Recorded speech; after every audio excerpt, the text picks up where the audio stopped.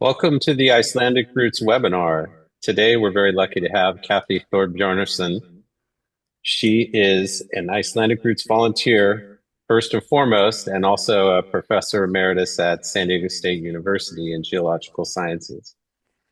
Like me, she loves the Icelandic sagas, and she agreed to come on today and talk to us about Eirik the Red Saga. So I'll let Kathy take it away. Thank you, Jason. Jason is aware of the retirement hobby I've been doing um, since I have been retired.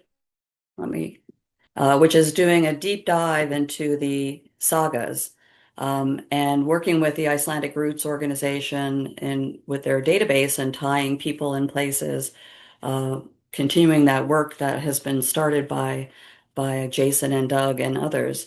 And so he asked me to try to go through one of the sagas, which interestingly enough, I had not actually read in great detail before.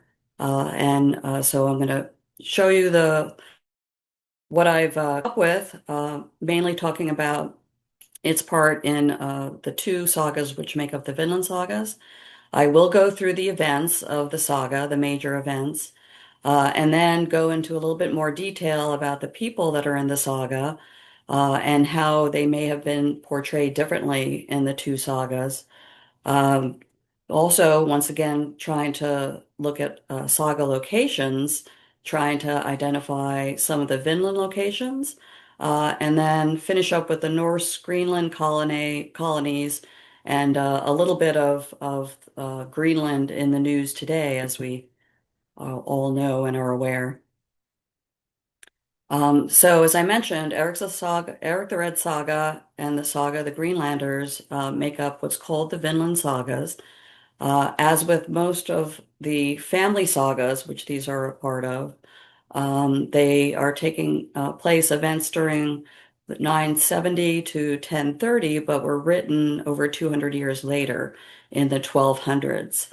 Both of these sagas discuss the settlement of Greenland and then the Norse exploration of North America. And so, some things to notice as I go through the chapter occurrences is one, the fact that these were written by Christian Icelanders. They had been Christian since the year 1000, depicting superstitions and pagan gods and practices counter to the Christian characters in the saga. And with most of these sagas, I take them as historical fiction. There's obviously some dramatic license taking place in the events that occur, but they involve real people, at least some of them, and real places to try to explore. So Eric the Red Saga is actually preserved in two manuscripts, Hawksbach and Skálholtsbók. And the reason why Hawksbach is highlighted is that he was a law speaker in Iceland as well as a law speaker in Norway later on. And he wrote and copied down most of the material in that book, which included Eric the Red Saga as well as lots of other material. But he considered himself a direct descendant of Thorfinn Karlsefni and Gudrun Thorbjarnardóttir, who are major characters in this saga. And so the saga itself, if you get the Penguin paperback classics edition, it includes both sagas. Eric the Red's is longer than Greenland, but it's still only 14 chapters and just a little bit over 25 pages in the translation. And as with most sagas, it starts off with a genealogy, which is of great use for our Icelandic roots work. And in particular, the genealogy is for Thorfinn, Karlsefni, and Gudrid. So we have all the deep-minded and her group immigrating from Dublin to Iceland. And she is depicted, and her genealogy is included in many sagas. And she is an ancestor of Thorfinn. And then Vifil is actually a bondsman of hers or a slave who was of good family from Britain. And when he came to Iceland with her, she freed him and gave him some land. And he had two sons, one of whom is the father of Gudrid, another major character that will be introduced shortly. So finally, chapter two, we get to Eric the Red, who the saga is named for. And Eric the Red and his father come from Norway and first go to Drangar in the Hornstrander area of the West Fjords. And it's just simply stated because of some slayings in Norway. The Drangar area isn't the best for farming. They came in pretty late in the settlement in terms of finding land. So when Eric marries, he moves down to where his wife's family is, which is in Eriksstaðir in Haukadalur Valley. And so this is just Eriksstaðir, which is the location that he ended up living with his wife in Iceland, with a reconstructed longhouse adjacent to the archaeological dig of his site.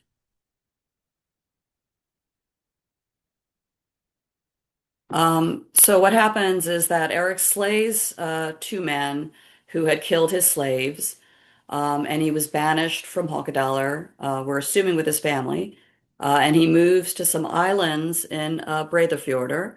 And so this is just showing you here the location near Búðardalur of Eriksstaðir. These are the islands in Breiðafjörður. Um, and he was friends or an acquaintance with Thorgest, whose farm was on the mainland of northern Snæfellsnes Peninsula. So those of you who know the geography, there's Stykkishólmur and Helgafell. Um, and unfortunately, he ended up in a feud with Thorgest because he had either lent or had him store um, his set stoker, which, depending on what source, they can either be ornamental pillars of significant value or just planks for your benches in your longhouse.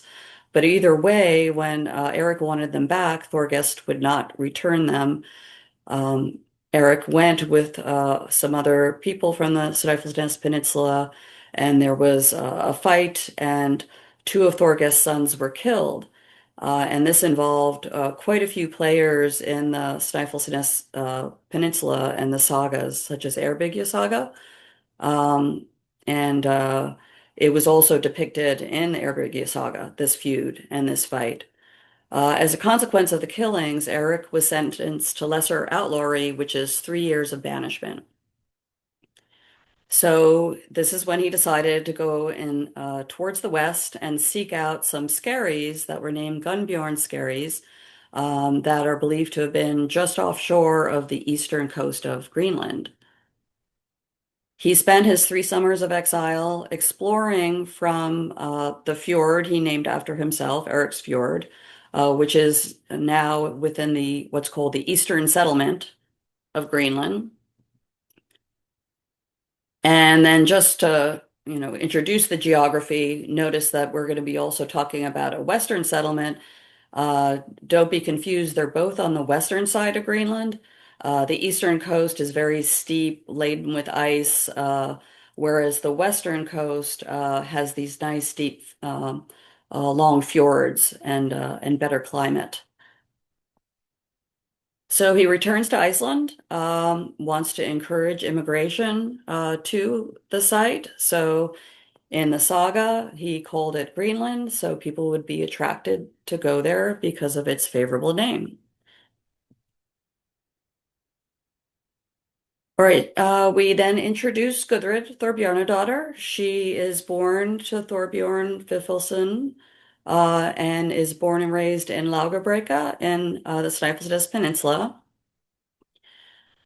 Thorbjorn gets a proposal for marriage for her, but it's from a wealthy merchant, but he's the son of a slave. So Thorbjorn takes that as an insult, meaning he's being viewed as being poor, running short of money. So he decides to move to Greenland, where his good friend Eric is. So his ship had 30 people, And it's fascinating thinking of these ships fitting all of the people, their goods, and livestock on them. But their journey was rather difficult, lots of storms delaying, and then they had a sickness, an epidemic, which killed half of the people there. So they did finally make it to Greenland, just to the southern tip, Herjolfsnes, which is one of the southern settlements in the eastern settlement, with a man named Thorkel. And so we have it depicted as being very difficult times in Greenland, um, a famine almost going on. And so this is part of the pagan rituals. I'm seeing my internet is unstable. Uh-oh. You're Did I still freeze doing again? okay. No, no. Okay. So hard times in Greenland with a famine, and so Thorbjorg, the little prophetess, is going around to the farms to predict when these hard times will end. And the interesting thing, I encourage everyone to read this short saga, is the detail they give of the description of her attire, what she was wearing, and her adornments. And this is the depiction based on that description in the Saga Museum in Iceland. And then once again, the pagan versus the Christian. Gudrid is the only one who knows the chants. She learned them from her foster mother back in Iceland. And even though she's a Christian and is reticent, she's convinced to help Thorbjorg with this prediction. And the prediction is for better times in the spring, but then some predictions for Gudrid herself that she would marry a notable Greenlander, but would return to Iceland and have a long and worthy line of descendants, which we know includes Hawk. They finally make it to Brattahlid, which we can see is deep within Eric's Fjord. So a nice protected area, not a better climate. Brattahlid means steep slope. Here you can see an overview of the nice green pastures and the area for settlement for Eric. So, chapter 5, we finally get introduced to two of Eric's sons, Thorstein and Leif. They were born back in Iceland. Leif is going to Norway to become one of King Olaf Tryggvason's men, and he's blown off course. He ends up spending a summer in the Hebrides.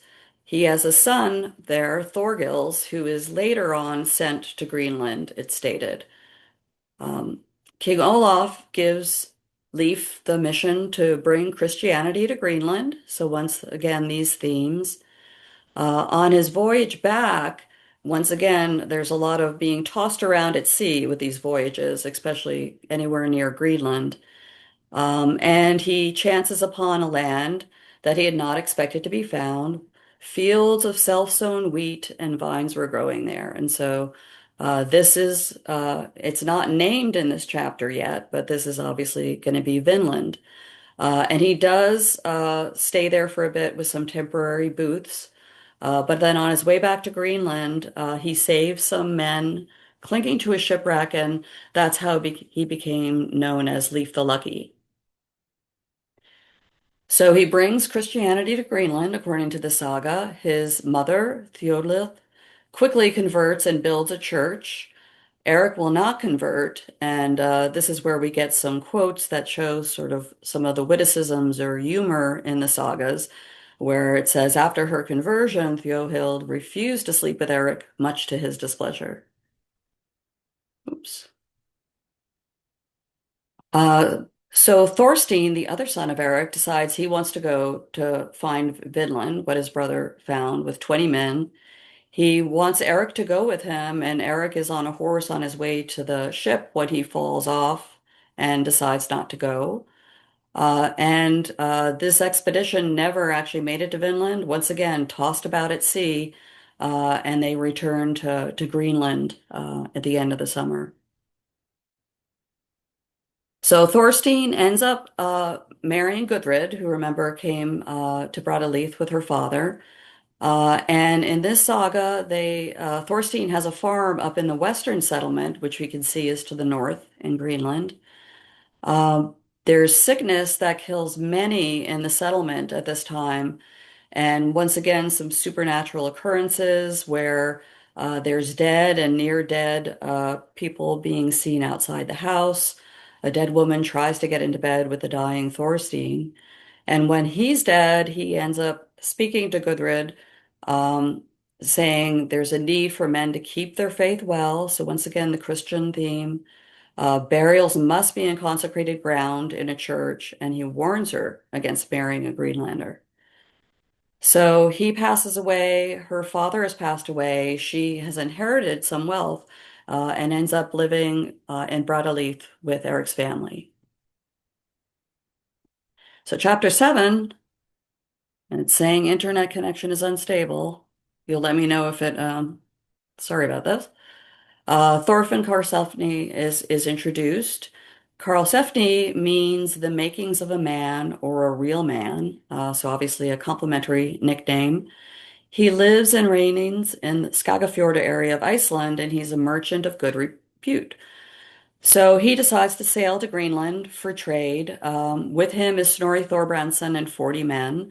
Snorri is one of those men from the Snæfellsnes Peninsula. And then another merchant ship happens to want to go as well and travels with them, with Bjarni and Thorhall as the crew, major crew. Thorfinn stays with Eirik at Brattahlid.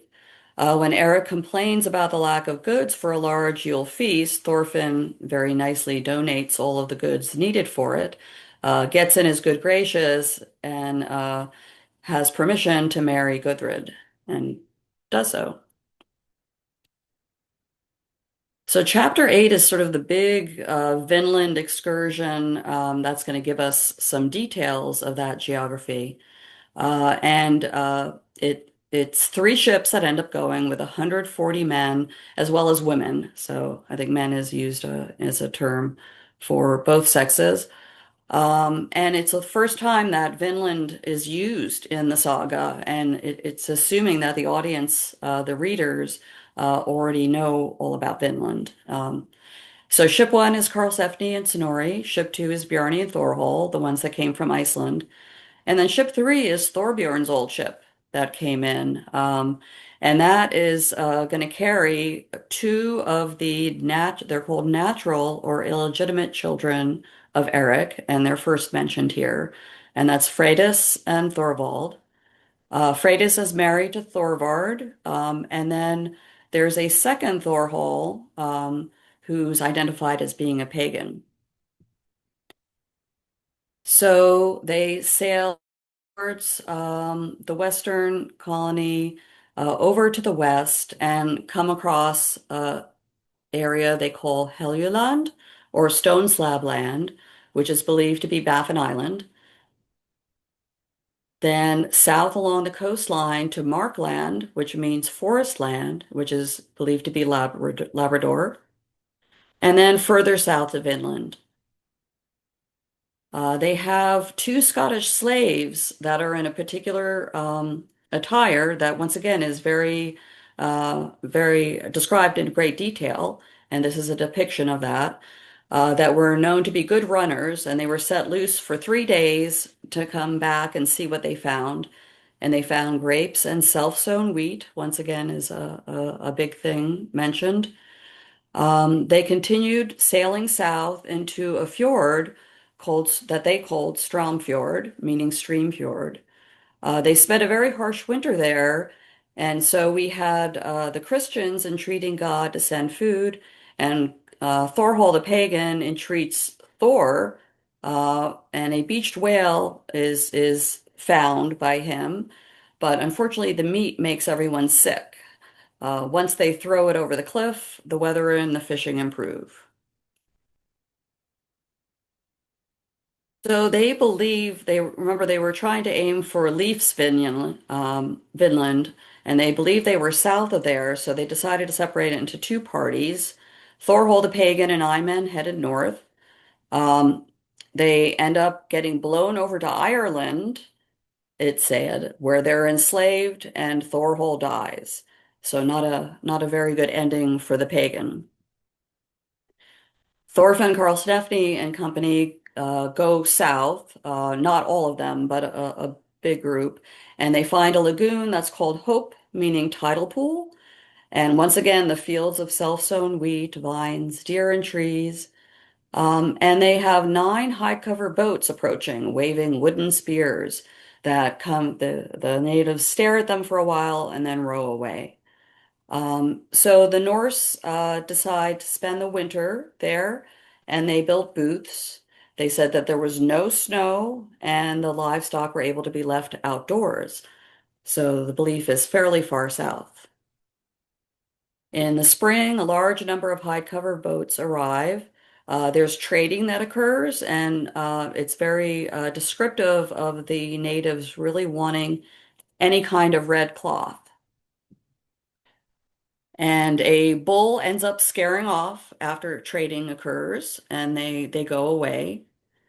They come back at a later time, and they're waving the poles in a different direction. They catapult a large boulder wrapped in skin that scares the Norsemen to retreat back to a cliff. And this is a famous scene for Freydis, where she's pregnant, she calls them cowards, and as she's trying to keep up with them, she comes across a dead Thorbrand Snorrason. She grabs his sword and smacks it against her bared breast and frightens the natives away. And they say the natives found the axe, they chopped at a tree and were very impressed with it, because remember, they did not have metal implements at that time. But then when they struck a stone and it broke, they tossed it away. The Norse decided that with the threat of all the attacks, that they would return to Stromfjord, where the rest of their party had been. And then Karlsefni and a small group decided to go look to see what had happened to Thorhall's group. So, chapter two, we're getting towards the end, and this is an interesting unidentified area of the northern wilderness where they say unipeds or one-legged creatures live. And a one-legged creature shot an arrow into Thorvald Eriksson's intestine. And once again, some of the witticisms here. The quote is he says, after he draws the arrow out, fat paunch that was, we found a land of fine resources, though we'll hardly enjoy much of them. And he dies shortly after. So they spend a third winter in Stromfjord, but quarrels are breaking out because of the lack of unmarried women. And we're told at this point that on the first autumn, a son was born to Gudrid and Karlsefni named Snorri. And so when the group decided to return to Greenland, he was 3 years old. Chapter three just has to do with what happened to Bjarni and his boat. So remember, we had the Thorhall pagan and his boat coming to a bad end. Similar to this second boat, they ended up in what they call the Sea of Worms in the Greenland Straits, where the boat was destroyed, and only half of the group would fit in the one tarred boat that they had. They drew lots. Bjarni got a winning spot, but he traded it for a young man that he had brought on the expedition. And so none of Bjarni never ended up returning to Greenland. So the very last chapter is just about Thorfinn, Karlsefni, Gudrid, and Snorri moving back to Iceland, to Reynis, which is the Glambyr area, where the turf house and museum is.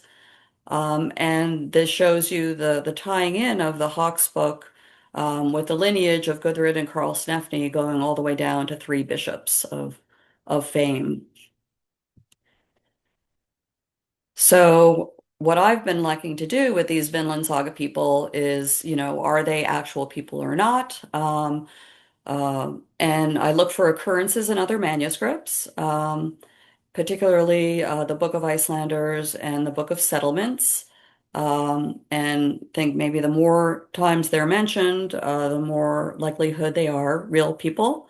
And then I just thought for this one, let me look at the monuments and the statues that these people have in current day in terms of their fame.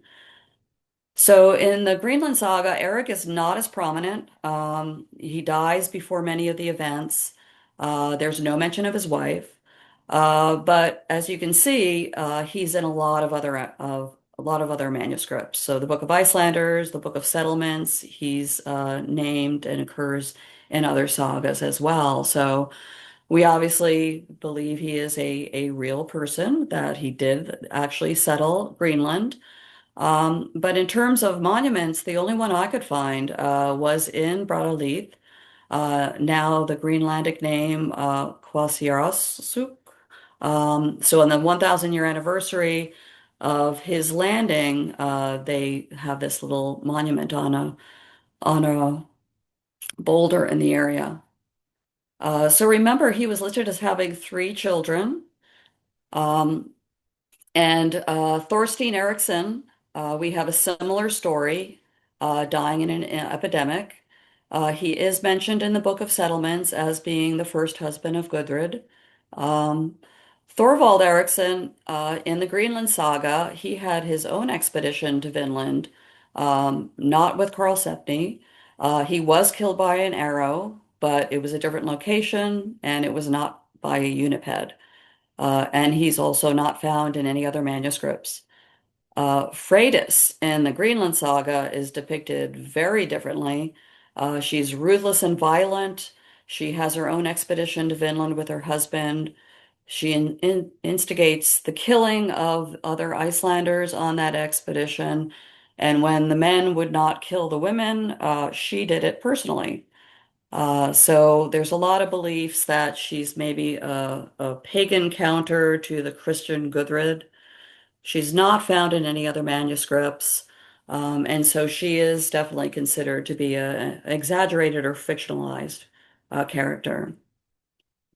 Leif is a much more prominent figure in the Greenland saga because of Eric dying early in that saga in an epidemic. He is also the one in this saga who is the one who gave the name for Helluland and for Markland. But interestingly, he is not listed as the one to first, I guess, quote, discover or cite Vinland. That is Bjarni Herlofsson. So if you can see the little map here, that it shows a lot of the different expeditions. The purple is showing Bjarni was blown off course going to Greenland to meet up with his father. And he sighted North America, but he did not land. He just saw it in the distance and then went back to Greenland. Leif is in the Book of Settlements and the Book of Icelanders, as well as other sagas. We know he is of fame, and in terms of statues and monuments, he wins the prize. Mainly, as you can see, most of these are in North America. And so, with him being the first person to have landed of European extraction in North America, he has been celebrated all over North America, and lots and lots and lots of statues, including other places such as Norway. All of you who've been to Iceland are probably familiar with this statue in front of the Hallgrímskirkja, and that was given as a gift by the United States.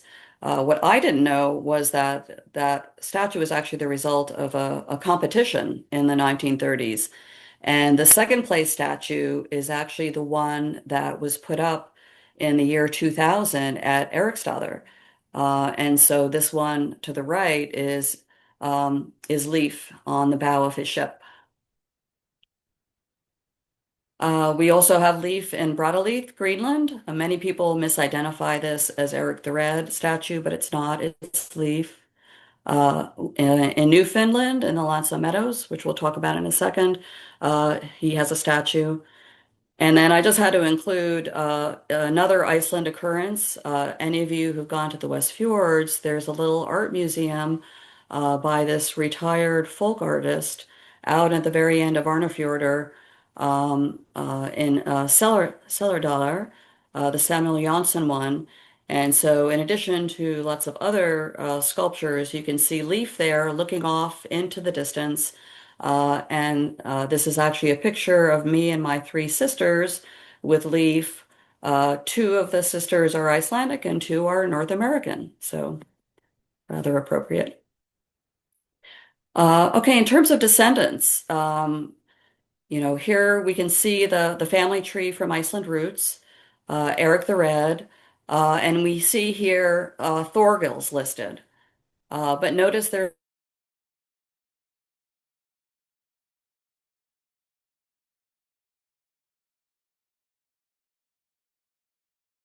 another topic is that his mother's name is Thorgunna.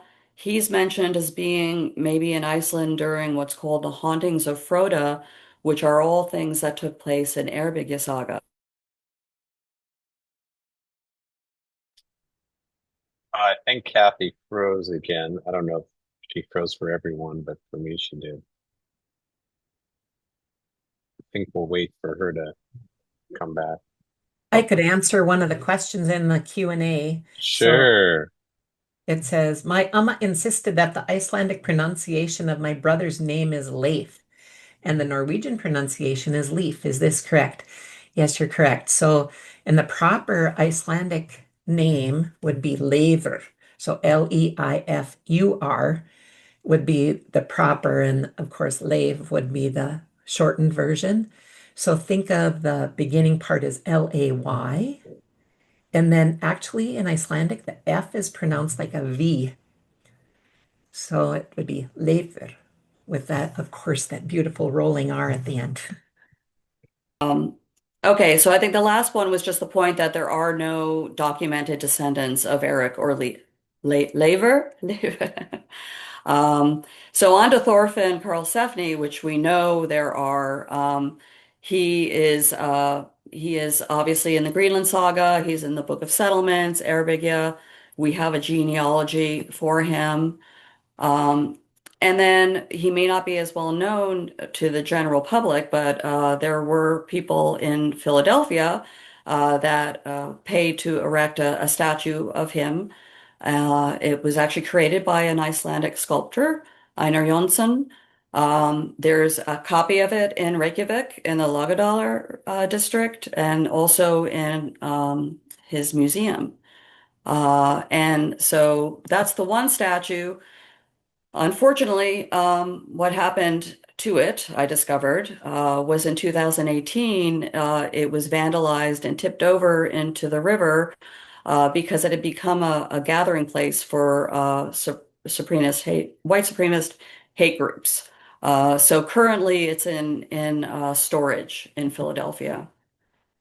And I have to say, just in terms of if you do any searching for Vinland Saga, you end up learning about the manga, which is the comic book depiction, and the anime is the cartoon series of the Vinland Saga. And it is supposedly a dramatization of Thorfinn Karlsefni, but if you look at sort of the descriptions of it, there's no basis in any kind of fact or history. But he became the inspiration for these fictional stories. Gudrid had an additional husband in Greenland Saga, and then more interestingly, it has the story of her having a pilgrimage to Rome after Karlsefni dies, becoming a nun and an anchoress in Iceland for the rest of her life. She is in the Book of Settlements. And then we do have her statues, the depiction of her with Snorri on her shoulder and Glenbyre, as well as in Laugarbrekka and in the Snæfellsnes Peninsula.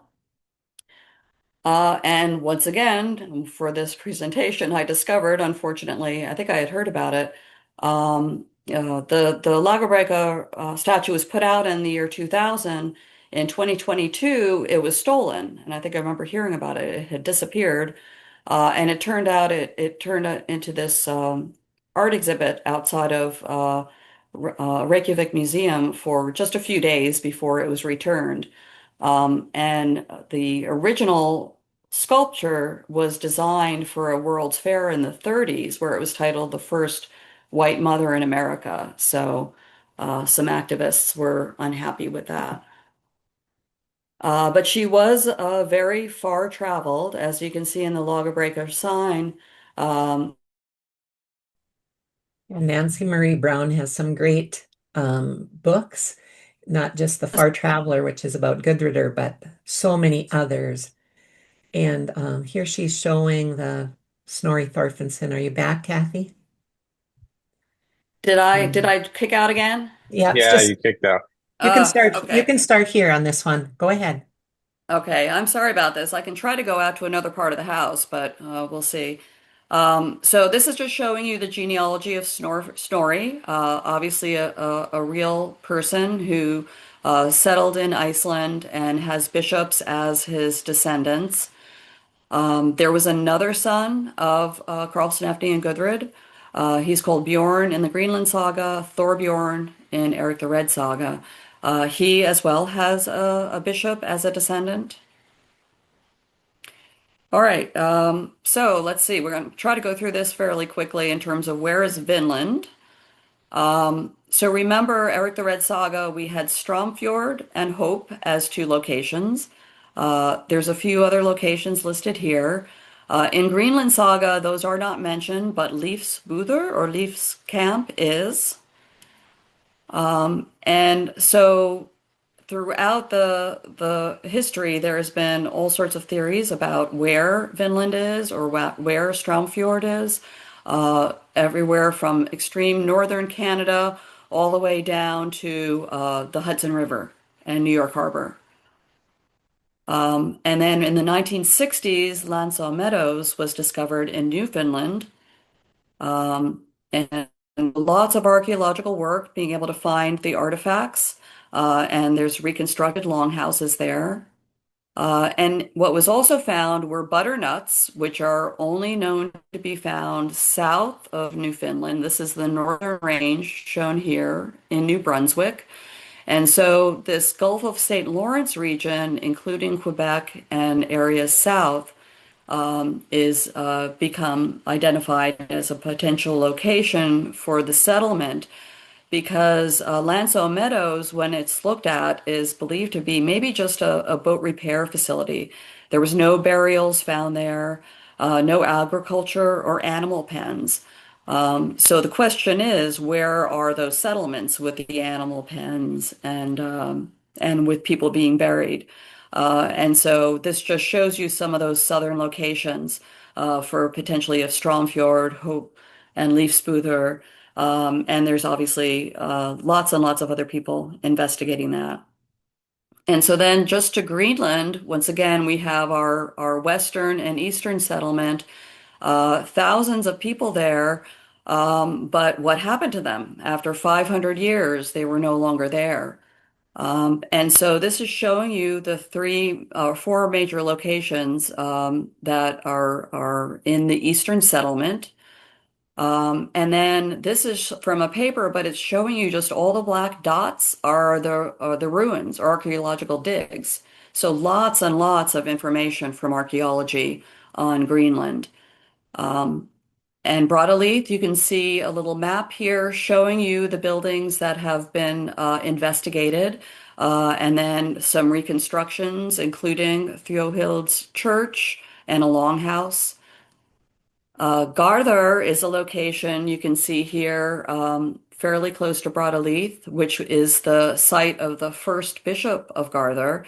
And so in 1120 and onward, the church had quite a big community and a presence in these settlements.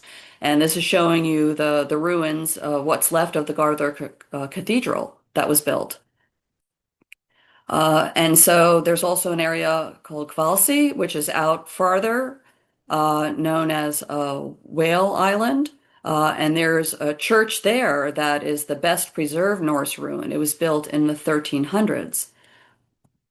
And then Herjolfsnes is another one. This is showing you the church excavation, and it actually has very well preserved garments that were found in the dig, and they were believed to be from around 1400 to 1450, so right before the end of the settlements. That there was a thriving community going on. And what was happening was lots of trade was going on in previous times, including the Greenlanders exporting walrus ivory furs and walrus hide ropes. And these are described quite a bit in many other sagas. So we know that's definitely something that occurred. Our famous Lewis chessmen are made of walrus ivory. And this is just showing you that in addition to exports, they were.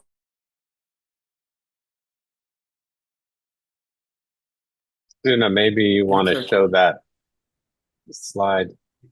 What's Oh, that? I'll let oh, you're back. yeah. You cut out for a Oh second. no. Sorry about this. Okay. Are you guys seeing the slide? Yes. Okay. So this is just showing you the fact that Greenland also was relying on quite a bit of imports for sustaining themselves. And so there was climate change starting in 1250, which would increase the ice flows and the storms in terms of ships trying to get to Iceland or trying to leave, sorry, Greenland. Also in the 1300s to the 1400, Black Death in Europe devastated the communities. They believe a large percentage of the population died. And then close to 1400, Norway unified with Denmark, where the royal house was not terribly interested in trade with Greenland. So the belief is that there was very little in the way of ship traffic to help sustain the communities. And the very last documented event in Greenland was in the Kvalsi church in 1408, where some Icelanders got married. It was listed in the Icelandic annals. They ended up returning to Iceland and have many, many descendants that are documented. So the belief is, if you look through, it's a whole another several talks, is that basically the slow dwindling of population, people possibly leaving because of the hard life and not able to sustain themselves, and they just sort of petered out. It wasn't really known until 200 years later or more. A Norwegian missionary was sent there in 1721 and only found the Inuit living there. He was sent because they wanted to make sure they were not Catholic still, that the Reformation had taken place in the meantime. So he ended up being a missionary to the Inuit, and this was the restart of Denmark's reassertion of sovereignty. And here you can see in 2020 in Nuuk, which is the capital of Greenland, his statue being defaced with decolonization. And Greenland did attain home rule in 1979. We all know and have heard about Trump's wanting to acquire Greenland. And the interesting thing is, in 1917, the U.S. did try or did acquire territory from Denmark in the form of the U.S. Virgin Islands. And with that agreement, they agreed to cede any interest in Greenland. So obviously that's going on, and all the possible reasons. Well, there's a U.S. base already in northern Greenland. It has been there since 1943. And then the other thing, being a geologist, the rare earth elements and the mining, as well as oil.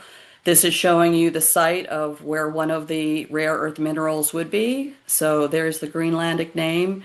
Here's a map showing it's in the Eastern Settlement. Thought you would find that interesting.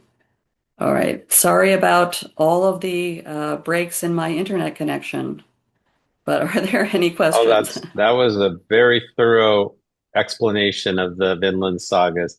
I know, and thank you so much that there's so much to talk about. We only have about 13 minutes, but I know Suna wanted to show something. I don't know if you still want to do that, Suna, but about Snorri and how we're related. Is that right? Oh, you're on Oh, you're mute. muted. Thank you for that. Thank you. Thank you so much, Kathy, for this. This was a great presentation about the sagas and about everything that happened. And of course, as you're reading off the names of the saga characters, I'm like, oh, we're related to all of these people. We have to show that how we're related because that's the most fun thing I have with the database is showing people how they're related to each other and how they're related to the saga characters or famous people throughout the ages. So I'm going to share my screen actually now and show how to find this in the database. I'll just start from the beginning. And so this is the Icelandic Roots database, which you need to have a membership to be able to join. And there's lots and lots of different information on the left-hand side, all kinds of awesome features about the people and the places and abandoned farms and special collections like all the immigration information, which it's phenomenal what they've added to that. But for our purposes, the easiest person to find is Guðröður Thorbjarn, and I usually write in Icelandic, but you do not have to because our IT wizards have made it so that you can write in English or Icelandic. And you can also put the database into Icelandic. It is when I go to my search button over here, do you see you can switch it over here to English or Icelandic? And I'm being lazy since it's in English. But here, there's only two people with the name Guðröður Thorbjarnardóttir. So here she is. And one of our volunteers, Bryndís Viglandsdóttir, and her wrote a story about Guðröður as a children's story, and it's fabulous. And Gay Strandamo did the artistic drawings for the book, and her husband is a publisher, so we were able to get that done. I don't know if we have it in here or not. The picture, we don't have it in here, so we'll have to get that in. So anyway, here's Guðröður. She's the mother. You can see her sagas that she's in and where she's referenced, and this is all information that Jason and Kathy have done. You can read the saga in English or Icelandic, see the people referenced, the map of the places referenced, the Greenland saga, and then you can see about her in the settlement story and the Sturla books and why she's famous. And then pictures from the places that she lived and more notes. And then, of course, her Eirik the Red's brother who died, and then Thorfinnur Karlsefni, and then the two children, and Snorri, born in the Western Hemisphere. We don't know exactly where. And then the picture that Kathy showed of them with Guðröður with Snorri on her shoulder. So Snorri is what the Snorri programs are named after, and Icelandic Roots does a lot of grants and scholarships for the Snorri programs. But if you want to find out how you're related to Guðröður or anyone in the database, you click on this relationship tab. And then it comes right up with her as person number one, or the person whose page you are on as person number one. Person number two is yourself, because you have to have a membership and you have an ID number, an Icelandic Roots number. Everyone has one. And then you just push this calculate button. And when you see a straight line like that, you know that you are a direct descendant. So here's Guðröður, here's Snorri, and I'm actually related. And you, if you're Icelandic at all, no matter how many generations removed, you would be a descendant of Guðröður and Thorfinnur for sure. So whether you're related to Snorri or not, you'll have to find out with the database. But you go down and you can see all of the descendants in the line.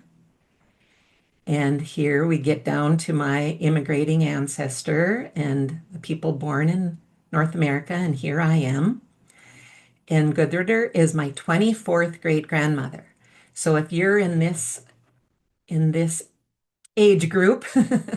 She will probably be your 23rd, 24th, or 25th, depending on how quickly your ancestors had their children. And then, of course, it says multiple relationships exist, and you can find that out too about how you're related to all of them. So she is my 24th great grandmother. So Snorri is my 23rd great grandfather. And of course, the same thing would be for Thorfinnur Karlsefni. You just click on his name, go to his page, click the relationship, and do the calculation, and it's going to be the exact same 24th great grandfather. And you can see on his page the statue and the sagas that he's referenced in, thanks to Jason and Kathy's work. So great work on that. I'll stop my share and All right. Well, thank you. That was very informative. Kathy, I wanted to ask you a question. I get there. I sort of think that this was a much bigger operation going to Vinland than we believe, than the stories tell us. And I have a couple of hints as to why. One is that the idea of who discovered Vinland follows the exact same storyline as who discovered of Greenland and who discovered Iceland. So supposedly with Iceland, this guy Nadotter was blown off course and he found this island, and then later it was discovered by the settlers that stayed there. And then Greenland, Gunnbjorn Olufsen found this land, and then Eirik went on to the land. And then for Vinland, Bjarni Herlufsen saw this Vinland, but then Leifur actually landed on Vinland. So that's one piece. The other thing is that how is it that Leifur helped some people on a shipwreck? I mean, there were just some random people in the Vinland area that were that were shipwrecked. It seems like there were probably a lot of boats. And then the third is that this boat repair site at Lonesome Meadows. It seems like this must have been a big operation. How do you house people at a boat repair site with no animals, with no way to get food or anything unless you're providing that for them? And I don't know. What are your thoughts on that? Do you think it really was these small families that were going over, or do you think it was a larger group of people, and these are kind of the people who wrote the history? All good questions. I guess I guess that it could be that they were the some of the first ones, and the question is, how long were they going to Vinland and Hmm. staying in people, if there were people after Thorfinn and Gudrid, who spent longer than 3 years. And I have to admit, I haven't done that much research in terms of the Vinland and the Lansel Meadows, but the fact that there was butternuts, right, is Hmm. the idea that the settlement itself was somewhere to the south, and they were trading Right. and providing material to this boat repair place. But you're right, it's a big question, where are any sort of archaeological remains? But it was also just sort of it was interesting. The discovery of Lanzo Meadows is just a local farmer, pointing them to, oh, there's a Hmm. bunch of mounds over here, you Hmm. know. Um, so that versus all of the ruins found in Greenland, right? Um, Right. so the question is, was it just a very short period of time? And you're right about this whole, and the thing is in the Greenland saga, he finds people off of a skerry to save. Leifur Hmm. does, and actually Gudrid is in there with her first husband. He saves her in the Greenland saga. So you're Oh, right. that's right. Yeah. It's all sort of making him into this savior or lucky person that he's able to Hmm. save these people. But how much reality is it based on?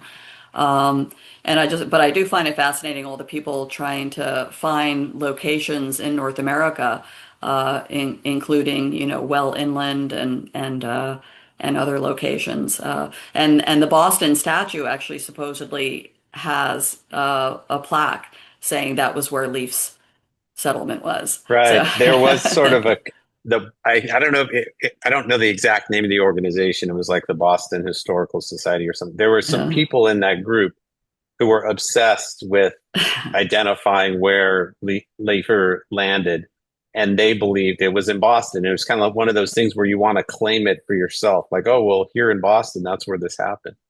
And so that statue was commissioned, I think, against the wishes of the city council in 1887 and privately funded.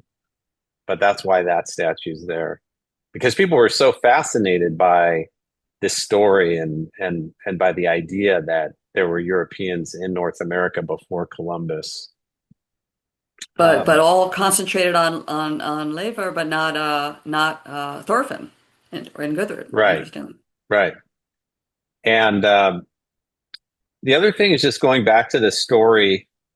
There's so many elements to the story, and everyone has such strong personalities, right? Gudrid, Thorfinn Karlsefni is this great, merchant and explorer. Leifr, Eirik, even Eric's wife, who stands up to him about Christianity.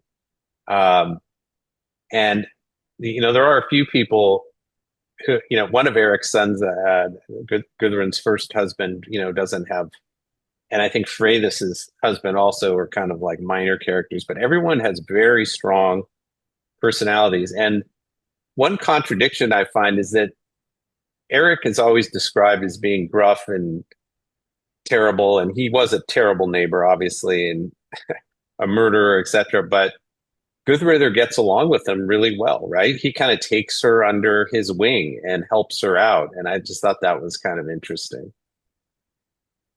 Well, doesn't it seem like he sort of calmed down once he settled in Greenland? Yeah, that's right. Right, no more killings. I'm done. I'm here in this new land. Or he was the one in charge, right? So, Right, right. Maybe everyone just deferred to him, and that was Mhm. that was it. Um, I wanted to just run through to get your opinion on this. The two sagas are so different, um, but I wanted to run through some consistencies in the two stories. So it's probably true, or we think maybe that this Bjarni Herolfsson was person to see North America, and that Leifr was the first to set foot on the soil. Because these are just consistencies. These aren't. I mean, who knows what really happened? Um, and that Thorvald, another one of Eric's sons, led this expedition to North America, but unsuccessfully. Um, or maybe successfully. I'm trying to remember that one. But his other son, Thorstein, tried and failed to find Vinland. Then Thorfinn and Gudrun led their first voyage to settle in Vinland. And that's where they had Snorri. And then Freydis led this, in at least one of the stories, led this horrifying and murderous expedition. Um, and then, of course, we know, and this is documented in everywhere in Iceland, that Thorfinn Karlsefni, Gudrun, and Snorri returned to Iceland to Skagafjörður. So that's probably the biggest thing we know, right? Is that they returned.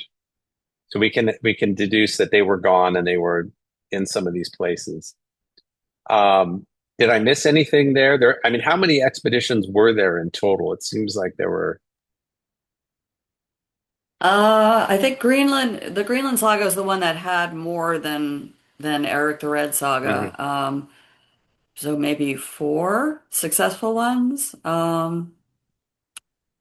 Yeah, yeah. But no, like I said, I found it interesting that, there are no direct descendants of Eric and Lever for all their fame, Right. because they were believed to have been the Greenlanders who eventually Hmm. maybe returned, somewhere, to Hmm. Norway or to Iceland. Uh, but I guess the other thing that, and you probably know more than I do about it, is it also just because of the bishop descendants that we know about them, about Right. Thorfinn and Gudrid. And so, um, I mean, you see people that they said, I've taken a DNA test and it shows I'm a direct descendant of Eric the Red. And it's like, I'm not sure how that works, but I don't think that's correct. Right. Okay, let's take two questions and then we'll wrap it up. Thank you. Very interesting. This person wonders if actually the real reason that Denmark returned to Greenland was because they were worried about Catholicism, or if they wanted to reestablish control over the land. Do you agree? And then the second question by the same person is Jane Smiley's book, The Greenlanders, historically accurate? I haven't read that book. I have to admit, I did look, I have it. And from what I saw, no, it wasn't, it didn't include any of the actual Saga characters. Oh, okay. Okay. And then here's an interesting question. Have you heard about the Kensington Runestone on display in Alexandria, Minnesota? Malarkey, in my opinion, and many other people's. I think I'd agree with that.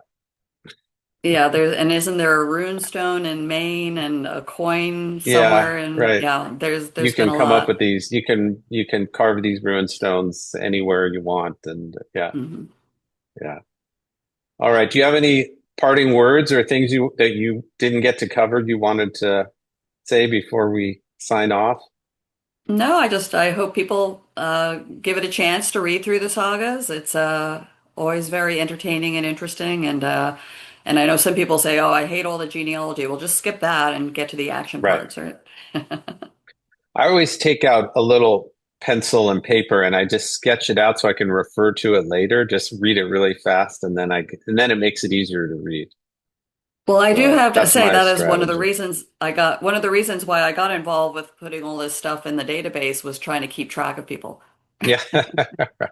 Well, I appreciated all the genealogy work you did for this presentation, and it was really helpful. And it was a very thorough presentation, talking about a very complicated subject. So, thank you so much. I think our listeners can go back to the recording and watch it again and get more detail. So, thank you so much.